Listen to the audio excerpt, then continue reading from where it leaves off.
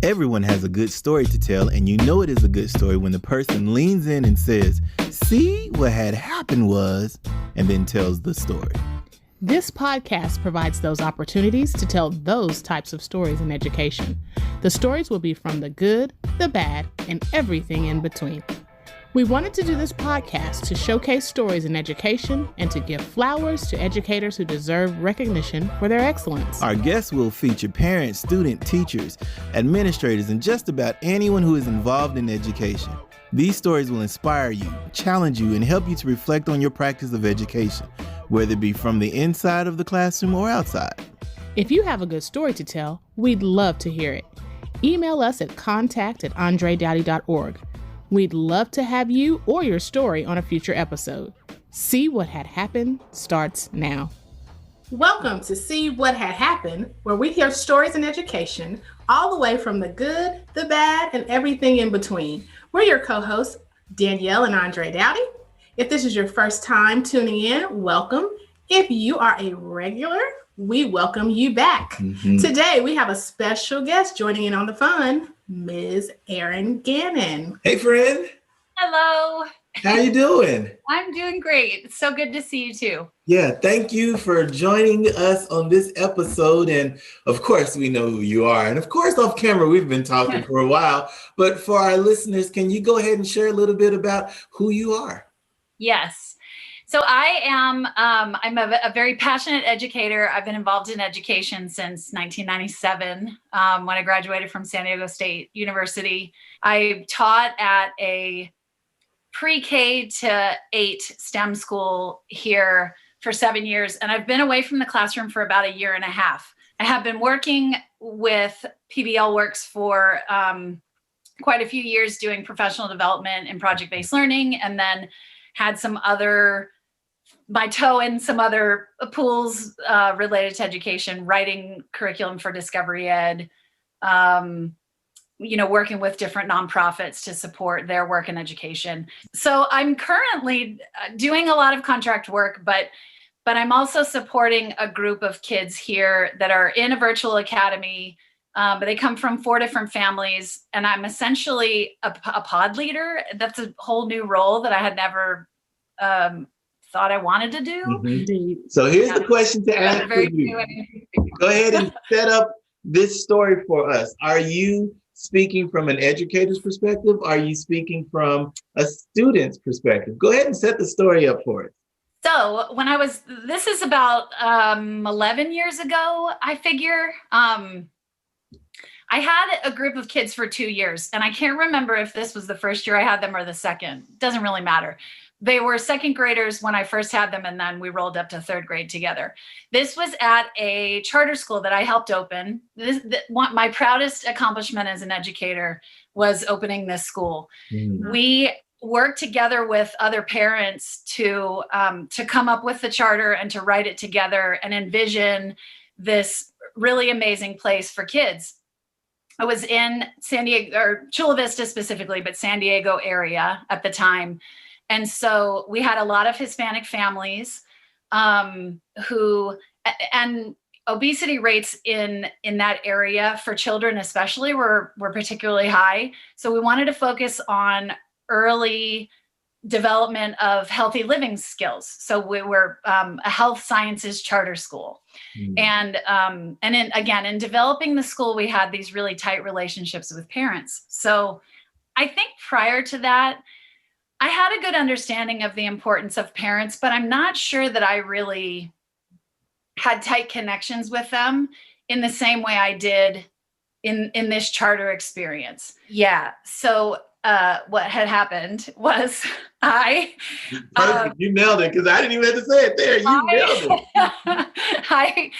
it. I'm pretty sure it was maybe a study of poetry, whatever, but I was reading this book to my kids, The Giving Tree, by Shel Silverstein. Love Shel Silverstein. His poetry can be a bit dark sometimes, but there are a lot of great poems that we use in the classroom. Kids really appreciate his style and his illustrations and stuff. I gotta say, this is not like my favorite of his works, but anyway, I read this book to my students, and if you don't mind, I'm gonna indulge for just a minute. Please. In the story, there's all of this, all these pages paid attention to how much the boy loved this tree, spent a lot of time with this tree, and the tree was happy because he had the love of this boy. Mm-hmm. And as the boy gets older, he's not interested in playing around the tree or climbing it or any of that kind of stuff. When he comes back to visit the tree, he starts to ask the tree for things. So he wants, can you give me some money? The tree doesn't have money, right? So I can give you leaves and apples. So the boy walks off with his apples, comes back later, wants some more. So the tree's giving and giving and giving branches and all that. And then, as I'm reading this, the kids are like, well, huh? But that's kind of selfish. They had the best kind of reaction to the story, I think. And I think I have had that too, but I'm not sure that I really thought that much about it until the kids started to say, gosh, he wants more from the tree. The tree's not going to have anything left. And sure enough, he eventually takes the trunk away to make a boat because he wants to sail away. And then he's left with just a stump. And then, as an old man, the boy comes back and says, well, I just need a place to sit. He's still like, I want from the tree. So he sits there, and the tree's happy. And the kids were like, what? He took away everything the tree had. And they were really, really upset about it. We had this great discussion about how things could have gone differently. Well, okay, if you were going to rewrite the story, how would that go? And so, I don't know, after school or that night, I must have been at home. I wasn't at school using my computer there. Now, remember, this is like 11 years ago. So I looked up video versions of the story and other versions of the story because I knew they existed. And I found this great other version where the tree sets these like healthy boundaries for the boy. Instead of saying, here, you can have all my stuff, the tree tries to empower the boy to figure some of that stuff out on his own. Wow. So I'm thinking, this is great. I'll bring this to class. We'll have a good discussion about it. I had this really great group of thinkers. I thought they were going to love it. So I did not send myself a link to the video. Again, remember, this is 11 years ago. Today, when I do lesson plans or I'm going to share a video, I have the hyperlink in my Google Doc plans. Back then, I guess I would have emailed it to myself, but I didn't think I needed to. I should have. So, cut to the next day, we are watching this video that is supposed to have an alternate version. And it gets to the part where the boy comes back as an adult. And he says, give me all your effing apples, but not effing. And I could have died. I like jumped up. Of course, I wasn't right by the computer. That would have been too easy. I jumped up and ran over to my laptop and stopped it. And the kids were like, wait, what? I don't think most of them caught it. There were a few of them who were like, oh, they definitely reacted. But the other kids were like, wait, what did it say? And they couldn't repeat it. Yeah. I don't remember anybody actually repeating the words. But I mean, I could hear it in my head over and over. Yes. It was the worst kind of horrifying moment. I was the only adult in the room, of course, but I wanted to die. Yeah. I just thought, oh my God, I broke these kids. And I bet you they were paying attention like they had never paid attention in their life before. Yeah. Can we see it again, Miss Gannon? What happened? What did he say? And I'm just like, trying to play it cool like you do, with kids, like we're just going to change gears. Forget about what we were doing. Yeah. We were going to have a great discussion, but now I just am flustered and I need to get it. So I think I probably blacked out. I don't even remember like what I said to them at the moment, but when I finally had a chance to talk to one of my colleagues, that I worked with, I was just like, I have to I've got to reach out to these parents and tell them what happened. If even one of the kids goes home and says, Miss Gannon showed us a video with the F word in it. That's where my mind went. I was like, what did they go home and say to their parents? And even if they didn't, the Catholic guilt was like on me big time. So I sent an email to the parents and just apologized profusely. I owned my mistake. I should have taken these other steps in making sure that I had the right link for the video. Yeah. It was a really good lesson for me in being careful about doing that in the future. I assure you that will not happen again. If it does, I will always be honest with you. Yeah. Please don't let that happen again. But oh my gosh.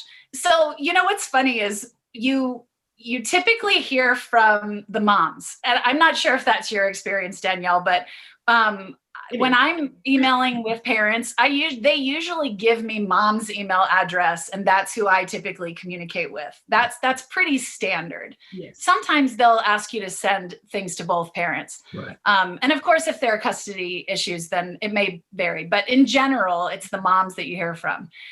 I heard from more dads in response to that email than I have ever heard from. And they thought it was hilarious. Okay. They were like, send me the link to that video. Good job, Dad. Yeah.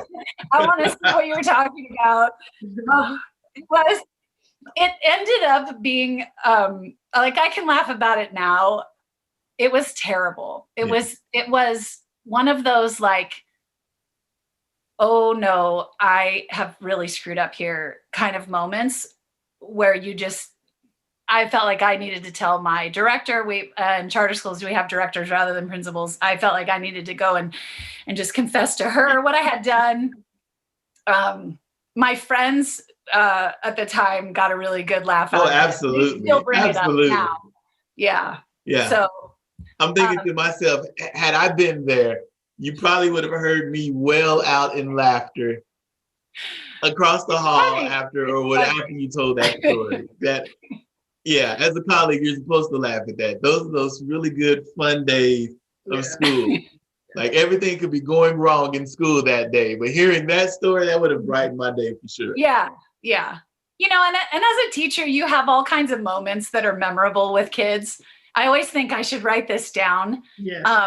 This is one of those ones that I didn't need to write down, but it was fun. It was fun to think about it again in more detail in preparation for this discussion, because I have told this story a few times over the years, but I haven't really thought about all the specifics. But it's forever etched in your memory. Yes. Yes, ma'am. Yes. And it makes you a better teacher when you reflect on it. Like, oh yeah, I need to preview the entire book, the entire video, the entire clip, That applies to so many things, right? I mean, make sure you have the right links that you're sending out to people. Yeah. Make sure that, like you said, you have previewed materials. I will say, as an educator, I'm not totally a wing it kind of person, but I do really like to leave room for things that come up, because I think I really excel in those areas. When the kids want to take things in a different direction, I feel very comfortable doing that. In fact, that's more natural to me than having every minute of my day planned out specifically. Mm-hmm. So I'm the type of person who has like an outline of the day, a general idea of what I'm going to do, and I know what standards I'm approaching, and I'm very professional about it. But at the same time, I don't spend a lot of hours detailing every little thing, because I don't know where the kids are going to want to take me. Mm-hmm. the discussion that came out of reading this book surprised me. Yeah. It really did. So I think that's one of the reasons why I like that book as well, because most, picture books, especially when it comes elementary style, they're really fluffy and happy. And at the end, there's a happy ending and, all's well that ends well. And, we read a great book. Yeah. But this one kind of is heavier at the end. Mm-hmm. And it's not the typical book, even though the cover of the books looks great. And the art inside of it is very well spaced and great.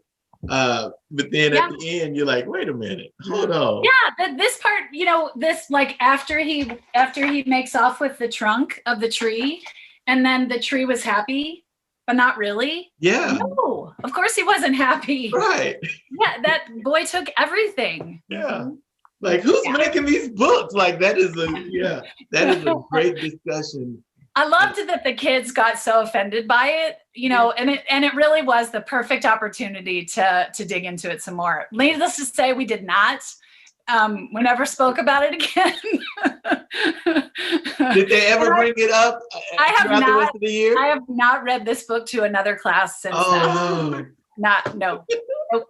And I, not intentionally, but in thinking about preparing for today, I realize I have this nice new version of it, but I don't read it to them. What about your former students? Have they ever come back and said, "Hey, Miss Gannon, remember that time?" I'm still friends with a lot of those parents. That was a really tight group. I should ask them. Yeah.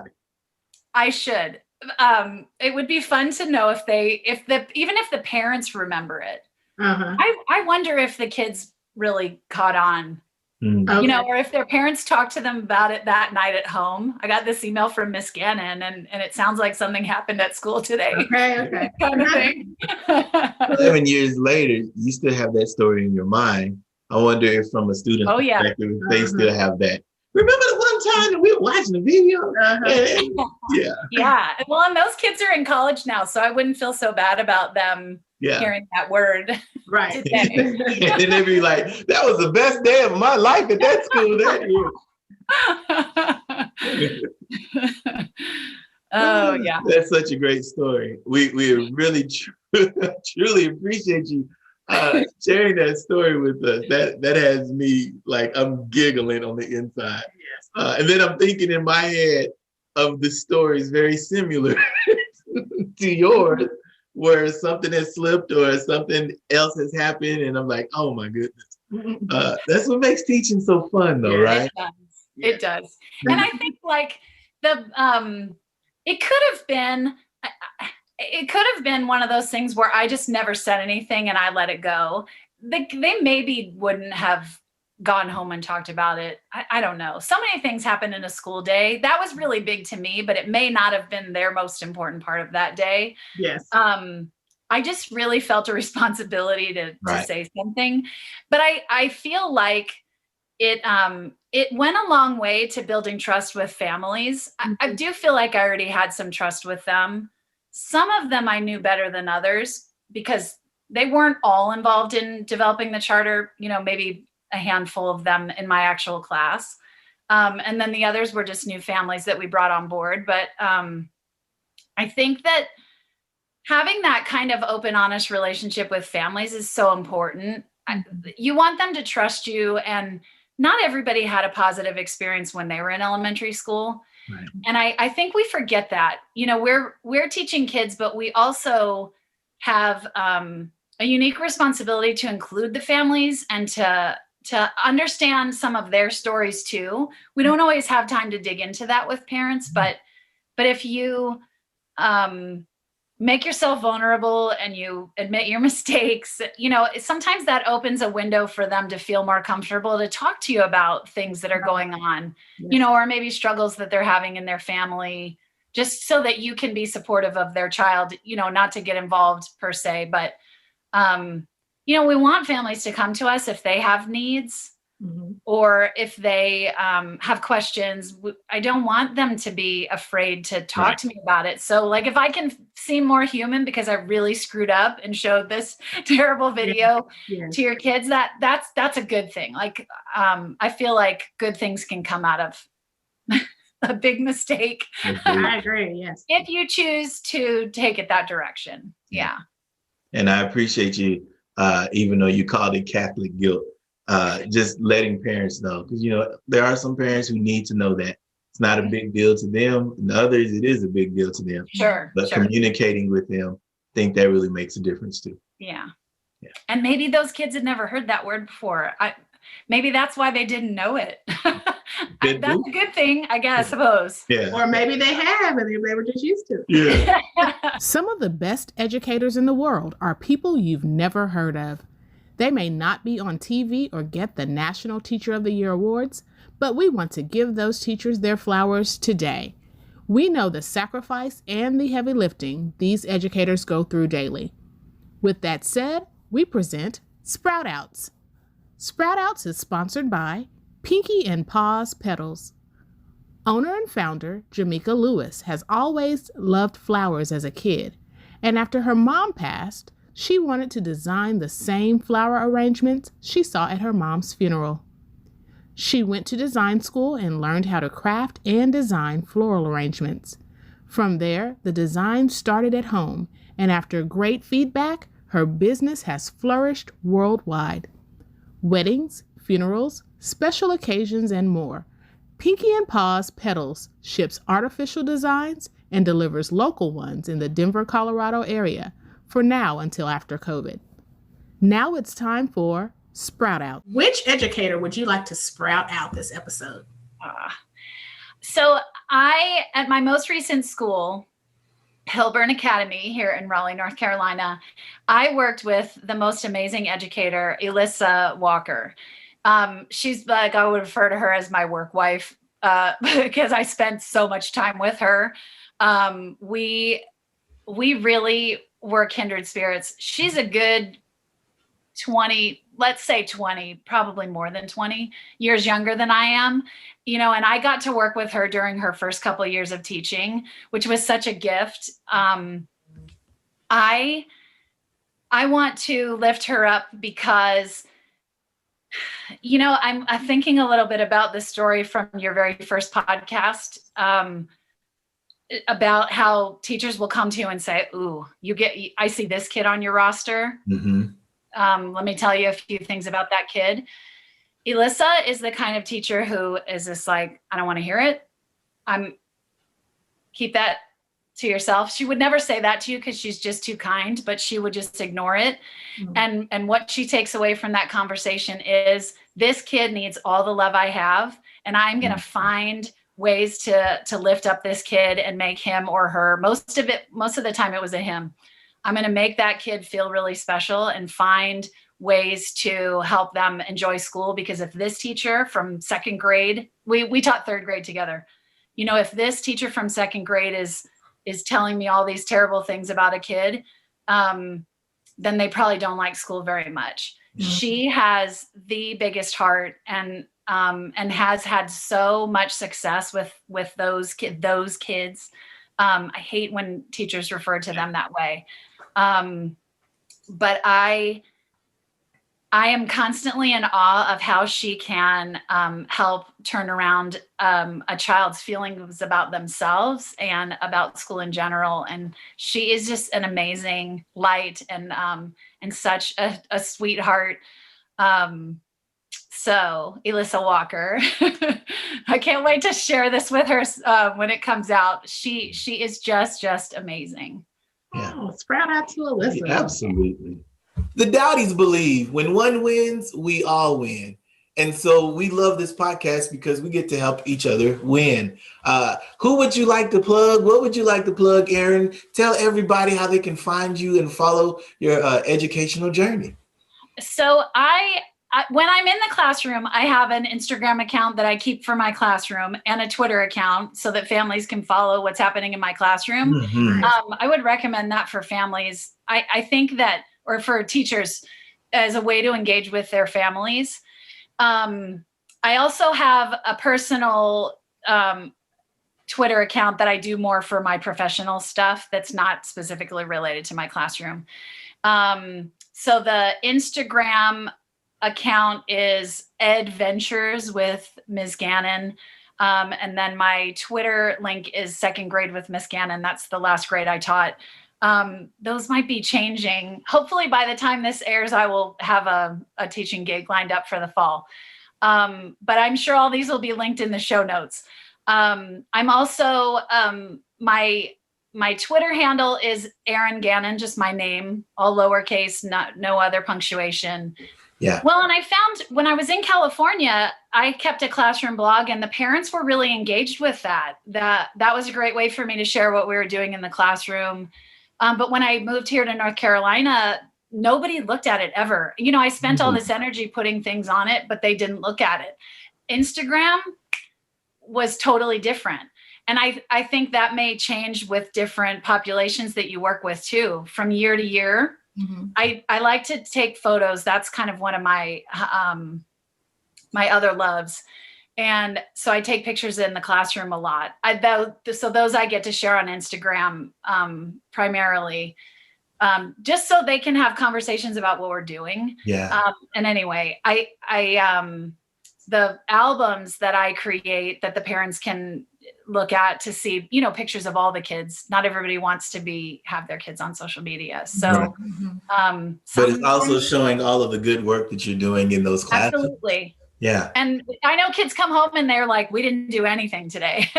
We did a lot. So anyway, I think you have to kind of find the method that parents are most interested in. You know, we can't blame them for not looking at the blog if they're not interested in that. I need to find a way to connect with them. So I'm sort of all over. Yeah. All right. So those are all of the places you all can find Erin Gannon, and yeah, go check it out. We really appreciate you joining us for this episode of See What Had Happened. If you have a story that you would like to share, you can email us at contact@andredowty.org. Well, that's the end of this episode. Yeah. But don't forget to join us on the next episode of See What Had Happened. This podcast is a proud member of the Teach Better Podcast Network. Better today, better tomorrow, and the podcast to get you there. You can find out more at teachbetter.com/podcast.